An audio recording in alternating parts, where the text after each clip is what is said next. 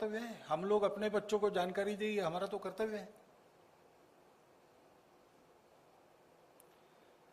हम हिंदुस्तान में होने के कारण हमारे यहां ज्यादा प्रश्न लोग पूछते नहीं, लेकिन पश्चिम में जो हमारे बंधु भारतीय मूल के लोग सब बैठे हैं, उनको बहुत प्रश्न पूछते हैं वहां के लोग, उनको उत्तर देना मुश्किल हो जाता है। तो हनुमान जी बंदर कैसे, ये प्रश्न वहां पर हमारे यहां कोई पूछता नहीं। रामलीलाएं चलती है, टीवी पर रामायण आता है, हम कहानियां बताते हैं, तब हनुमान नाम के एक कपि श्रेष्ठ थे ऐसा हम कहते। हमारा बालक हमको कपि श्रेष्ठ कैसे हुए कपि, ऐसा नहीं पूछता कभी, वहां पूछा जाता है।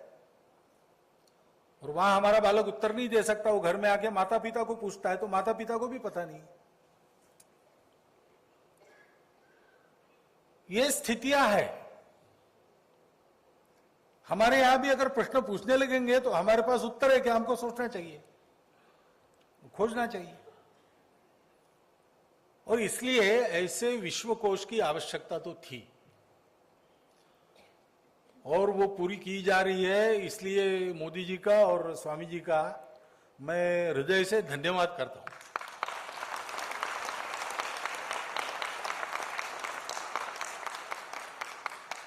बहुत परिश्रम पूर्वक काम किया है। अब ये बात बिल्कुल ठीक ही है कि ज्ञान का कोई अंत नहीं होता और मनुष्य के जानकारी के अनुसार और उस ज्ञान के तरफ देखने का दृष्टिकोण भी बदलते रहता है। इसलिए ऐसे सब जानकारी का पुनरीक्षण, रिवीजन, ये बार बार होना चाहिए, होते रहना चाहिए, वो होगा। अगर नहीं हुआ तो समय कभी कभी बाध्य कर देता है उसको रिवाइज करने के लिए, ऐसा भी होगा। परंतु रिवाइज करने के लिए मूल जानकारी तो पास में रहे, क्या रिवाइज करना है ये तो पता चले, क्या नहीं रिवाइज करना ये भी पता होता है उससे, क्या छोड़ना क्या नहीं छोड़ना ये जानना है, तो क्या है इसका ज्ञान पहले चाहिए। वो ज्ञान उपलब्ध हो रहा है। विश्वकोश तैयार करने वाली सारी मंडली ने बहुत परिश्रम पूर्वक वर्षानुवर्ष खटते हुए खपते हुए हमारे हाथ में विश्वकोश दिया है। प्रश्न आगे है कि हम इसका क्या करेंगे। ये विश्वकोश केवल ग्रंथालयों की शोभा बनकर रह जाएंगे, केवल विद्वानों के ग्रंथ लिखने के लिए संदर्भ मात्र रह जाएंगे, कि इससे कुछ जानकारी लेकर हम उचित शब्दों में अपनी नई पीढ़ी के पास उसके पहुंचाएंगे। और केवल जानकारी पहुंचाने का काम करने से नहीं होगा, उस जानकारी के अनुसार अपने जीवन को आज के संदर्भ में ढालना पड़ेगा।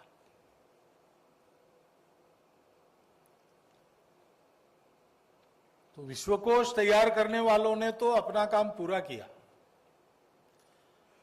और ये समारंभ पूर्वक वो कह रहे हैं कि वो लोकार्पण कर रहे हैं। लेकिन हम सब लोगों को समझकर सावधान रहना चाहिए कि लोकार्पण नहीं है, ये लोगों पर एक जिम्मेदारी डाली जा रही है कि हमने विश्वकोश लिख दिया। अब इसमें जो जानकारी है उसका युगानुकूल रूप इस पुस्तक को पढ़कर हिंदुस्तान को देखने आने वाले को दिखने को मिले, ऐसा जीवन यहां खड़ा करना, तभी इन सब बातों का अर्थ है। नहीं तो तत्वज्ञान परमोच्च है दुनिया में। टुकड़ोजी महाराज ने, आज ही मैंने सुबह उनका एक भाषण पढ़ा, राष्ट्र संत टुकड़ोजी महाराज। तो उन्होंने कुछ विशेषताएं बताई, हिंदू धर्म की विशेषता। उन्होंने कहा ये धर्म किसी ने दिया नहीं, किसी ने बताया नहीं, ये समाज के अनुभव में और अनुभव के आधार पर आचरण की परंपरा में से जन्मा धर्म है और ऐसे ही ये बनते जाता है। ये सतत प्रक्रिया है, न थमने वाली, और इसलिए इसको कहते हैं ये अपौरुषेय है। हिंदू धर्म के उद्गाता ऐसा किसी को नहीं कह सकते, एक व्यक्ति को नहीं कह सकते। समय समय पर अनेक लोगों ने इसको बनाने में सहयोग किया है, समय के अनुसार इसको ढालने में सहयोग किया है और भविष्य में ये चलता रहेगा, क्योंकि इसकी आगे की दूसरी विशेषता है कि इसमें कोई एक ग्रंथ, पोथी, प्रमाण ऐसा नहीं है। पूज्य है, श्रद्धेय ग्रंथ है, ग्रंथों के अनुसार चलो ऐसा भी कहा जाता है, लेकिन मुख्य बात बताते हैं कि अनुभूति के अनुसार चलो, परीक्षा करके चलो। मैंने सुना है, पता नहीं यहां विद्वान लोग बैठे मुझे दुरुस्त भी कर सकते, लेकिन मैंने ऐसा सुना है कि अपने परंपरा में ऐसा भी लिखा गया है कि आग में हाथ डालने पर वो नहीं जलेगा, ऐसा वेदों में भी लिखा है, तो भी मत मानो, क्योंकि अनुभव उसके विरुद्ध है। अनुभव लो, अनुभूति के अनुसार चलो, और अनुभूति को भी परिष्कृत करने की प्रक्रिया सतत चलाओ, क्योंकि अनुभव भी व्यक्ति सापेक्ष होता है, देशकाल परिस्थिति सापेक्ष होता है।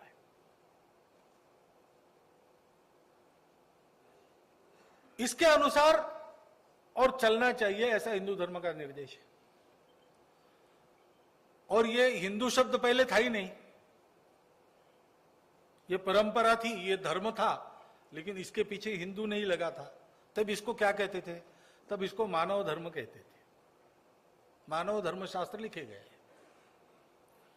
क्योंकि ये सबके लिए है।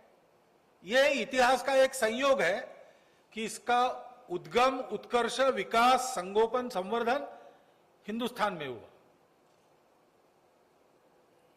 यह संयोग है, लेकिन हिंदुस्तान के लोगों ने इसको कभी अपनी बपौती नहीं माना, अपनी धरोहर जरूर माना, लेकिन यह धरोहर विश्व के लिए है।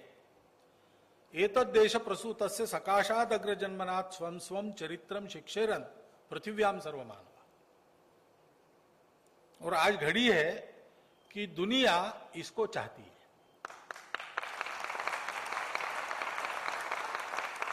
सब प्रकार के प्रयोग होने के बाद भी, विज्ञान ज्ञान की इतनी प्रगति होने के बाद भी सुख शांति का पता नहीं लगा है, और इसलिए सारी दुनिया विचार कर रही, चिंतन कर रही, कहां मिलेगा। तो अभी मैंने विजयादशमी के भाषण में एक गीत का उल्लेख किया था, विश्व का हर देश जब भी दिग्भ्रमित हो लड़खड़ाया, सत्य की पहचान करने इस धरा के पास आया। भूमि यह हर दलित को पुचकारती, हर पतित को उद्धारती। अब वो कर्तव्य हमारे सामने फिर से उपस्थित है, और संयोग है कि ऐसी परिस्थिति आई है, तभी ये विश्वकोश भी हमारे हाथ में आया है।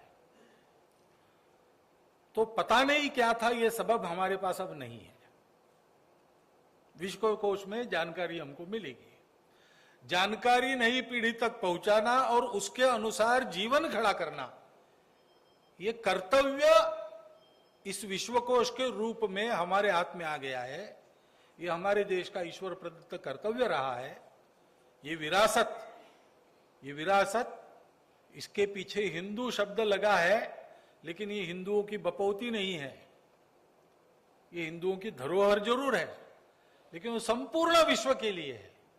और इसलिए आनो भद्रा कर्तव्यो यंतु विश्वतः, सारे विश्व से आने वाले उदात्त विचारों के परिशीलन से और युगानुकूल जीवन की सुसंगत रचना, इस हमारी जमीन के शाश्वत मूल्यों के आधार पर, जो मूल्य सारी दुनिया का उपकार करने वाले हैं, जिसके मूल्य में सत्य है, जिसके मूल्य में प्रेम है, जिसके मूल्य में अहिंसा है, जिसके मूल्य में मानव मात्र की सच्ची स्वतंत्रता है, एक एक व्यक्ति की स्वतंत्रता है। कोई किसी का गुलाम नहीं रहेगा, लेकिन गुलाम न होते हुए भी, मजबूर न होते हुए भी कोई स्वैराचारी नहीं बनेगा। सब एक दूसरे का ध्यान रखकर चलेंगे। इस प्रकार का जीवन सिखाने वाली ये जो पद्धति है, इस पद्धति को अपनी जीवन पद्धति के नाते फिर से दुनिया के सामने लाकर खड़ा करना, ये काम करने का संकल्प लेकर हम इस विश्वकोश के पहले पन्ने को खोले और आखिरी पन्ने तक की जानकारी आत्मसात करके उसको आगे की पीढ़ी तक पहुंचाए, इतना एक आह्वान मैं आपको करता हूं। और अधिकार न होते हुए भी इस गहन विषय पर बोलने के लिए मुझे आमंत्रित किया, और अपने परिचय में इतना बल बढ़ा है, इसलिए स्वामी जी के प्रति और आप सबके प्रति कृतज्ञता अर्पण करते हुए मेरे 4 शब्द समाप्त।